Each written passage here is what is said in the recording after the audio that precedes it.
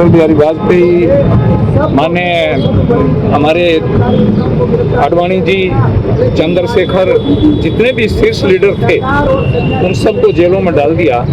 Mandela के अंदर एक वकील इस सिस्टम के खिलाफ आत्मदाह किया, तो उनको पता नहीं था वापस भी जेल से जिंदा आएंगे क्या? भारत माता की, बाबा साहब अम्बेडकर की प्रतिमा स्थल पर आयोजित आज के इस धरने में उपस्थित हमारे प्रदेश मंत्री भाई श्रवण बगड़ी जी, हमारी जिलाध्यक्ष बहन इंदिरा जी, पूर्व मंत्री बाजिया जी, पूर्व विधायक माने रतन जलधारी जी और केडी बाबर साहब, माने भाई महेश जी और उपस्थित पार्टी के सभी सम्मानित पदाधिकारीगण, कार्यकर्ता बंधुओं, बहुत सारी बातें आपके सामने वक्ताओं ने उपस्थित की हैं। संक्षिप्त में एक दो बात कहना चाहता हूं, क्योंकि मैं उस घड़ी का भुगत भोगी हूं। कितने अत्याचार हुए। हिसार में था, वहाँ शीला देवी एक हॉल है, सामुदायिक भवन है, उसमें प्राय सामाजिक मीटिंगें होती रहती हैं। तो वहाँ प्रत्येक महीने के अंतिम रविवार को दादा गणेश दास जी सर्वोदयी नेता हुआ करते थे, उनका गीता पर प्रवचन हुआ करता था। हम उनका प्रवचन सुनने के लिए गए हुए थे, लेकिन आपको आश्चर्य होगा कि जो व्यक्ति देश का फ्रीडम फाइटर रहा, जो 7 साल जेलों में रहा, वो व्यक्ति उस मूवमेंट को देख के कैसे चुप रह सकता था। जब जयप्रकाश जी ने आह्वान किया सभी उन लोगों को जो लोकतंत्र की रक्षा के लिए अपना समय और अपना योगदान दे सकते हैं, तो 92 साल का वो व्यक्ति दादा गणेश दास मंच से उन्होंने एक ही बात कही कि हम जिस आज़ादी को जेलों में रह करके हमारे साथियों ने जेलें काट करके फांसी के फंदे चूम करके देश को आज़ाद करवाया था, वो देश फिर गुलामी की तरफ जा रहा है।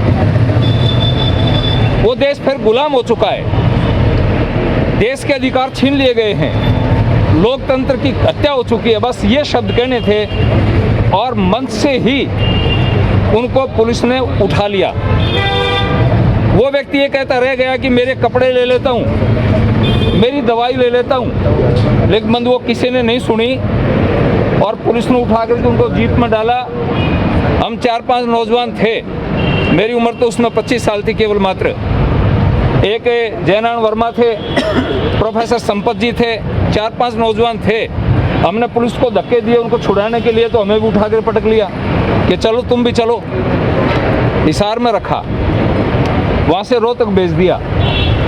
और उस समय जो जेलों की हालात थी, बंधुओं, जानबूझ करके बिजली काट देते थे, गंदे से गंदा पानी पीने के लिए मिलता था, दाल में कंकर मिला दी जाती थी, आटे में सीमेंट और रेत मिला दिया जाता था।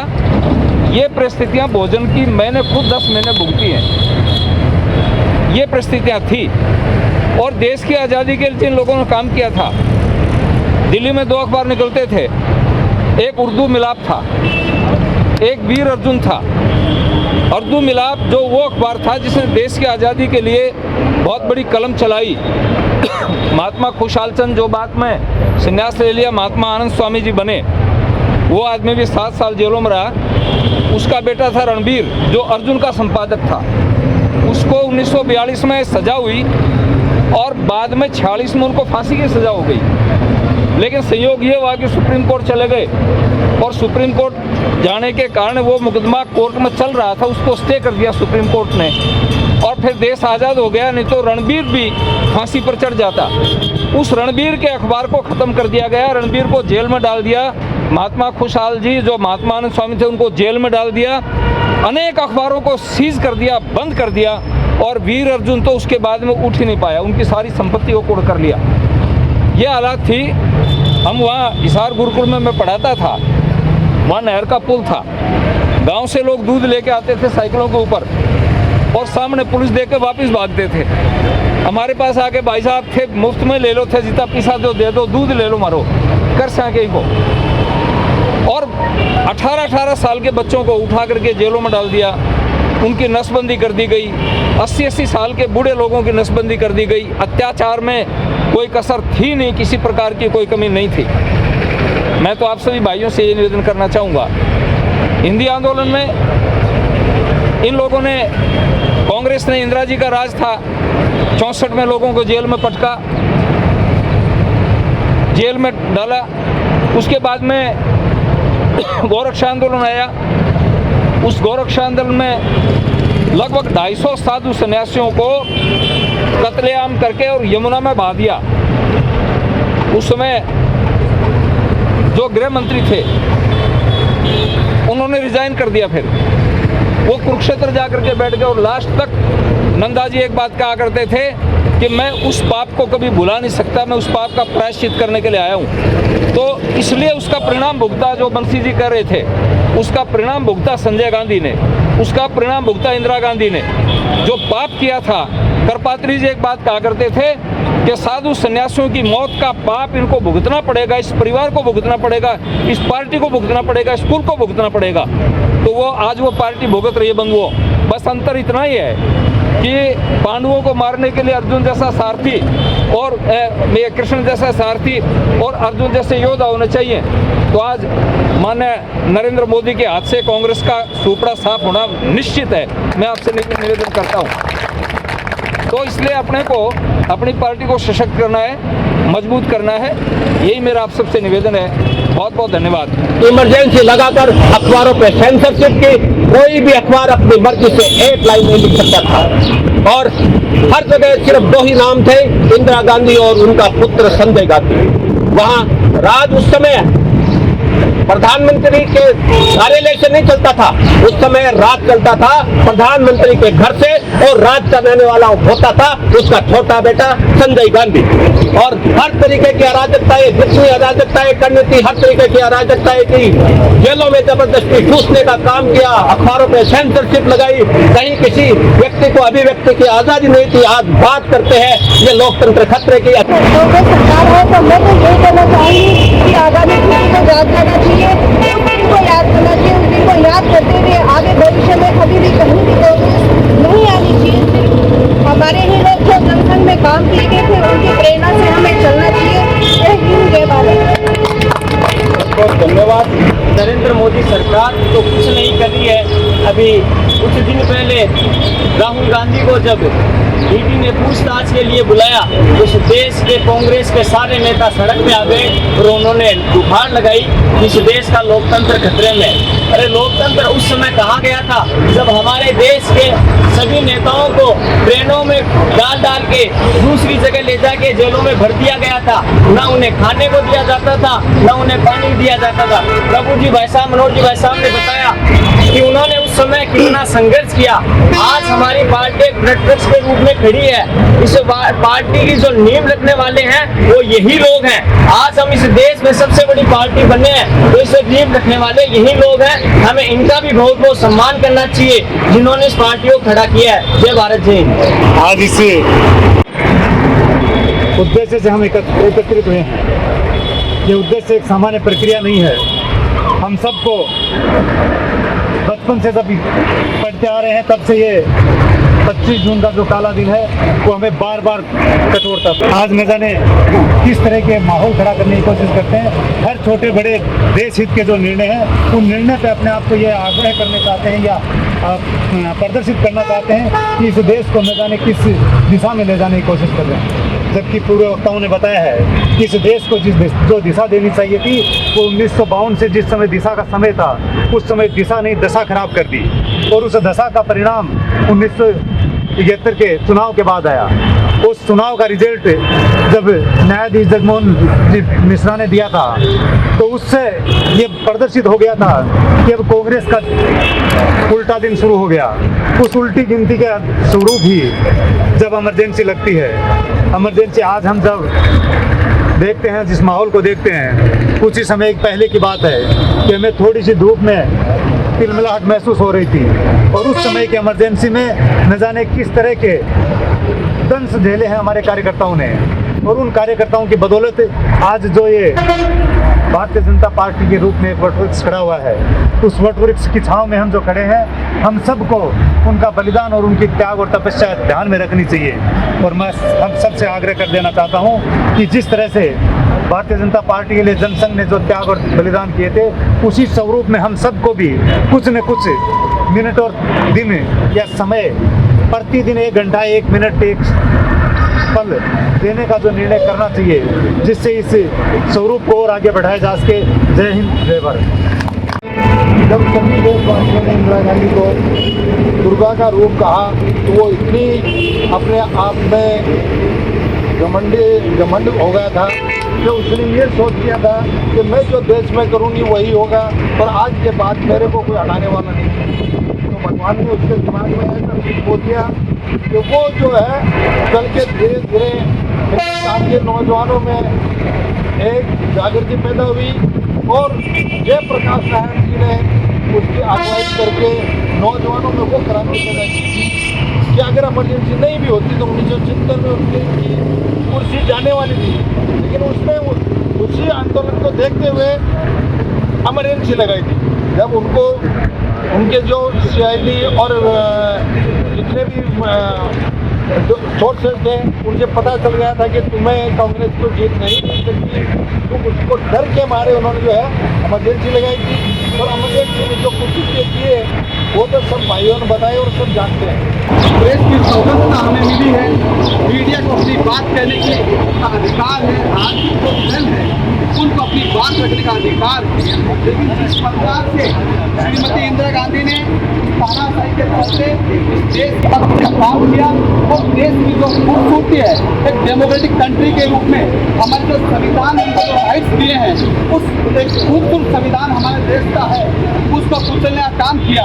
आज हम कह सकते हैं कि इस अवसर के ऊपर हमारे जो युवा साथी हैं, हम जैसे युवा वर्ग के लोग हैं, हमें बहुत कुछ जानने समझने को मिलता है। इस प्रकार के कार्यक्रम पार्टी के बहुत ही महत्वपूर्ण है, जो जिन्होंने यातनाएं झेली हैं स्वतंत्रता सेनानी के रूप में, जो हमारे राष्ट्रवादी विचारधारा के लोग थे, जिन्होंने जेल के अंदर रहकर जिस प्रकार का संघर्ष किया, आज उसी संघर्ष के बदौलत इस देश के अंदर एक राष्ट्रवादी सरकार का निर्माण हुआ। और हम कह सकते हैं कि 1975 के बाद इस देश की दशा और दिशा और एक राजनीति का प्रारूप नया तय हुआ, और एक नई राजनीति का उदय हुआ, और आज उसी का परिणाम है कि इस देश के अंदर एक डेमोक्रेटिक सरकार है, और इस देश के अंदर सामने व्यक्ति मुख्यमंत्री बन सकता है, प्रधानमंत्री बन सकता है, राष्ट्रपति बन सकता है, हर वर्ग का बन सकता है। इस देश की जिस प्रकार की भौगोलिक स्थिति है, अनेक प्रकार की भाषाएं हैं, अनेक प्रकार की संस्कृति है, रहन सहन है, तमाम प्रकार की विविधताओं का इस प्रकार का देश, जिसकी प्रशंसा आज पूरे विश्व में हो रही है, उस देश की वर्तमान सरकार की जिस प्रकार की नीतियां कार्यक्रम है,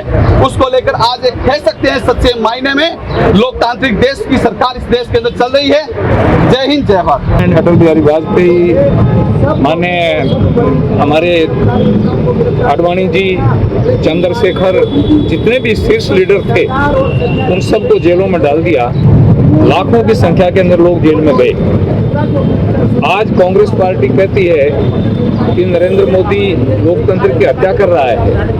हत्या तो उसमें हुई थी जब सब प्रकार की शक्तियों को छीन लिया गया था और लोगों को जेल में डाल दिया, और संपूर्ण भारत में एक मूवमेंट हुआ, और परिणाम ये निकला कि मार्च 77 में इमरजेंसी समाप्त हुई, जनता पार्टी की सरकार बनी।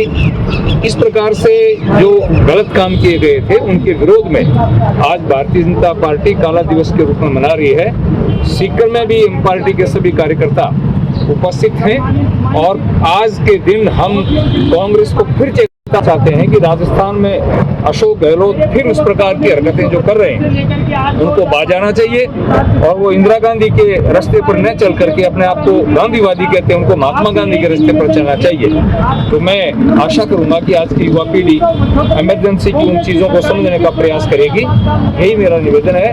हम इंदिरा गांधी के किए गए कृत्य की घोर निंदा करते हैं और आशा करते हैं कि युवा इस बात को समझने का प्रयास करेगा। धन्यवाद।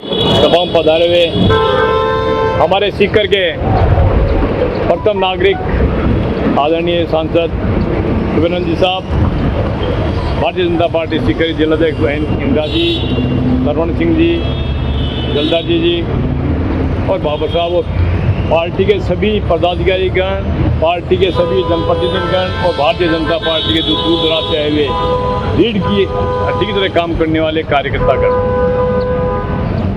25 जून 1975 एक काला दिवस के रूप में मनाए रहे हैं। वो काला दिवस था हमारे लिए, एक काला दिन था हमारे लिए। इंदिरा जी ने अपने करतूतों को ढकने के लिए इमरजेंसी लगाई और इमरजेंसी के अंदर उस टाइम अखबार छपते थे, वो भी स्क्रीन होके कलेक्टर के पूछ के फिर छपा करते थे। पहले प्रिंट मीडिया था ही नहीं, अखबार पे बैन हो गया था, न्यायपालिका समाप्त हो गई थी, उनको कोई केस नहीं कर सकता था। सारा का सारा जो मौलिक अधिकार एक इंसान को है, वो सारे मौलिक अधिकार उन्होंने छीन ली। तो और उन मौलिक अधिकार छीनने से प्रत्येक नागरिक परेशान था। और हमारे जो शीर्ष नेतृत्व थे, माननीय अटल जी, आडवाणी जी, तरुण सिंह जी, सारे के सारे जो नेता थे सब जेल में बंद हो गए थे, हर पार्टी के। और उस जेल के टाइम पे जेल में बैठ के ही जिस दिन इंदिरा गांधी ने इमरजेंसी लगाई, कांग्रेस के उस दिन जड़ के अंदर, उस पेड़ के अंदर कीड़ा लग गया था। और उसी टाइम इमरजेंसी जो 21 महीने रही है, हमारे नेता एक बीज अंकुरित करने में लगे हुए थे और वो बीज अंकुरित हुआ और आज वो वटवृक्ष के रूप में हमारे काम आ रहा है। आज वटवृक्ष के रूप में हमारे आदरणीय मोदी जी उस पर बैठे हुए। सारी विपक्ष पार्टियां उस टाइम परेशान थी। यही हाल के अलावा उनके बेटे ने जो जनता के साथ, जो संजय गांधी ने जो जनता के साथ जो त्रायवान किया था, वो बिहार आदमी आज काला दिन के अंदर याद कर रहा है। उस टाइम जबरदस्ती नसबंदी करना, रोर करना, सारे काम तांडव मचा रखा था। और यही, मैं ज़्यादा नहीं बोल के, यही हाल आज हमारे राजस्थान में हो रहा है। आदरणीय गहलोत जी ने जो आप तांडव मचा रखा है, आपसे किसी के छुपा हुआ नहीं है। सारे जनप्रतिनिधि हमारे, प्रधान प्रमुख, नगर पालिका के अध्यक्ष, नगर परिषद, नगर निगम तक के जहाँ जहाँ पार्टी के अध्यक्ष हैं, वहाँ सभी पूरे राजस्थान में नियम तो एक ही लगेगा। एक कमेटी बना दी गई अधिकारियों की, उसमें हमारा अध्यक्ष भी रहेगा, कोई सी भी संस्था का हो, वो अध्यक्ष अकेला रहेगा, कमेटी पूरी होगी। सारे अधिकार छीन लिए जनप्रतिनिधि के रूप में। आज वही काला दिवस के रूप में उनके साथ मनाया जा रहा है हमारे पास में। तो गहलोत जी अपने पैसों को पालने के लिए जो भी कांग्रेस का समर्थित विधायक, जो कांग्रेस का विधायक है, उनको सबको वहाँ का सेम रूप के दे देंगे। तुम सेम ऐसे लेके तुम तुम्हारे विधायक का सेम हो, अन्याय अन्याय सब एक है। जो कहे अध्यक्ष को वही काम करे। उसका ताज़ा उदाहरण आपको मैं बताना चाहूँगा। खंडेला के अंदर एक वकील इस सिस्टम के खिलाफ आत्मदाह किया और वो इतना परेशान था कि उसका वीडियो देखोगे आप तो ये उसको चिस्कारी नहीं कि मैं जल रहा हूँ, मेरे को सहायता करो। वो उसी टाइम कह रहा था अधिकारी, SDM, थानादार, ये सारे अधिकारी भ्रष्ट हैं, इनको बख्शना मत। तो एक आदमी जड़े इतना परेशान हो गया कि उसको आत्मदाह करना पड़ा, वो भी एक वकील को करना पड़ा। आज पूरे जिले के कोर्ट उसके चक्कर में बंद पड़े नहीं। जो प्रशासन ने हमारे साथ वादा किया था, वो वादा भी प्रशासन ने नहीं निभाया अभी तक। न तो उसको वकील को पैसा दिया, न कोई न्याय की जांच बढ़ाई, जो धरना उठाने के लिए काम किया। ये मुके गए सारे के सारे अधिकारी, उनको मुकाना था उनके पास। तो वो काला दिवस के रूप में सीकर खंडेला या राजस्थान के अंदर गहलोत जी काला काम कर रहे हैं। अरे काले कारनामों के नाम की परिणाम उनको बहुत जल्दी 1.5 साल में भुगतना पड़ेंगे। तो ये मैं कहूँगा कि आप सब तैयार रहें, काला दिवस के रूप में हम यहाँ प्रतीक्षा करके जाएँ कि हमें जो गहलोत जी ने काम किया है, गलत काम किया, उसका विरोध में करके उसका जवाब देना है।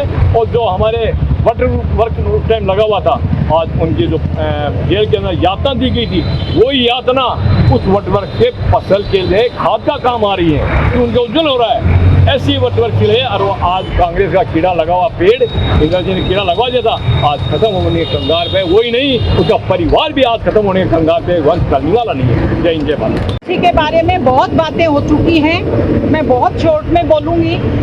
इमरजेंसी क्या होती है, ये हमारे संविधान में एक प्रोविजन है। या तो जब बाहरी आक्रमण होता है तो देश में आपातकालीन स्थिति लागू कर दी जाती है, जिससे कि न्यायपालिका के सारे अधिकार सस्पेंड हो जाते हैं। कोई भी नागरिक कोर्ट में नहीं जा सकता। या जब आंतरिक रूप से बहुत बड़ा विद्रोह खड़ा हो जाए, तब आपातकालीन स्थिति लगाई जा सकती थी। ये हमारे संविधान में प्रोविजन था और उस प्रोविजन का दुरुपयोग करके इंदिरा जी ने अपना जो राजनीतिक विरोध था, मतलब जब देश को खतरा हो तब इमरजेंसी लगाई जा सकती थी, लेकिन इंदिरा जी की खुद की कुर्सी को खतरा था तो उस खिलाफत को दबाने के लिए उन्होंने इमरजेंसी लगाई। इसका जो प्रभाव था सबसे बड़ा जो था दो थे। एक, मीडिया कुछ भी छाप नहीं सकता था। जो इंडियन एक्सप्रेस था उसने अपना जो कॉलम होता है संपादकीय का उसको खाली छोड़ दिया था। इसका मतलब ये था कि हम कुछ बोलने लायक बचे ही नहीं हैं। दूसरा, कोई भी नागरिक किसी भी कोर्ट में गिरफ्तारी के खिलाफ नहीं जा सकता था और जिसको हम मीसा बोलते हैं, maintenance of internal security act, Misa लागू किया गया। लोग उसको मजाक में कहते थे maintenance of Indira Sanjay act. तो अपनी सुरक्षा के लिए और उस वातावरण को अगर याद करें, मुझे थोड़ा थोड़ा याद पड़ता है, मैं स्कूल में थी, मेरे पिताजी राजनीति में थे, इसलिए मुझे याद है। आप अगर आज से 20 साल 25 साल बाद बच्चों को कोरोना का लॉकडाउन बताएंगे तो उनको विश्वास नहीं होगा। उनको विश्वास नहीं होगा कि ऐसा समय था, गाड़ी भी बंद, हवाई जहाज भी बंद, ऑटो भी बंद और सब कुछ। वैसे ही अब शायद लोगों को विश्वास नहीं होता कि कितना खौफ था, इतना खौफ था कि कोई बोल नहीं सकता था, कोई, लोग डरते थे बोलते हुए, लोग छुप जाते थे। गाड़ी आती थी पुलिस की, किसी को भी डाल कर ले जाती थी, उसका ऑपरेशन कर दो, किसी को भी डाल कर ले जाती थी जेल में डाल दो, उसकी कोई सुनवाई नहीं होती।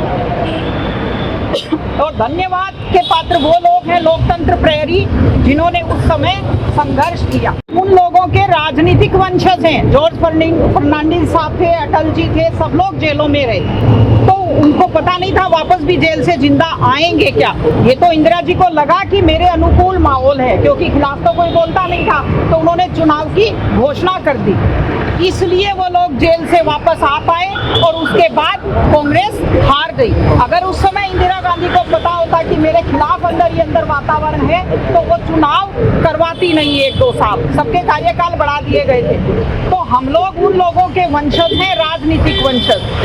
हम लोगों को देश में एक अच्छा शासन चल रहा है, उसको मजबूत करने के लिए कोशिश करने की आवश्यकता है। अभी प्रभु जी बता रहे थे, महेश जी सबने बताया कि किस तरह से जुनूनी कार्यकर्ता थे। हम लोग थोड़ी उनसे शिक्षा लें। आज पार्टी का जो कामकाज है उसकी क्या हालत है। मैं 10 बार फोन कर सकती हूँ तब तो कहते हैं अच्छा ठीक है, अब लाशा, तो आप अभी तक क्या कर रहे थे? 10वें नोटिस का इंतजार। अब पूजी बाजिया कह रहे हैं कि ये बातें मत करो, ये बातें नहीं करेंगे तो अपनी पार्टी मजबूत कैसे होगी। तो इसलिए सबको मेहनत करनी चाहिए। और एक ये जो नकारात्मक प्रवृत्ति है, हम जैसे ही किसी स्थान पर आते हैं एक सिंड्रोम होता है, उसको मिसिंग टाइल कहते हैं। मिसिंग टाइल क्या होती है?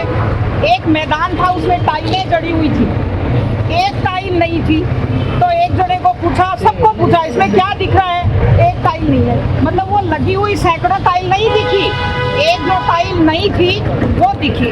तो अपन मिसिंग टाइल से प्रभावित ना हो कि कार्यक्रम में आए, टहलते टहलते आधे घंटा लेट और फिर ढूंढा कि कहाँ किसको उलाना दिया जा सकता है। जिम्मेवारी हम सब की बराबर है, इसलिए हम लोग याद करें उन लोगों को कि आज की स्थिति तक लाने के लिए कैसे लोग जेल में रहे, कैसे परिवार से दूर, मारे गए कितने लोग, तो उनकी संपत्ति जब्त कर ली गई।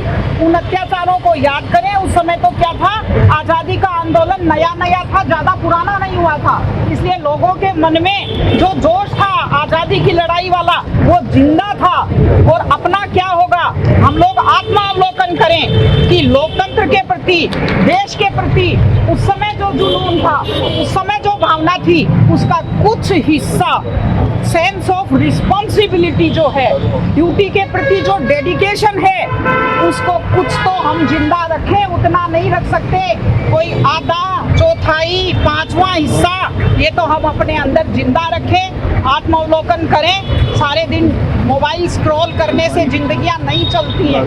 थोड़ा थोड़ा सामाजिक क्षेत्र में भी, राजनीतिक क्षेत्र में भी अपनी जिम्मेवारियों को याद करें।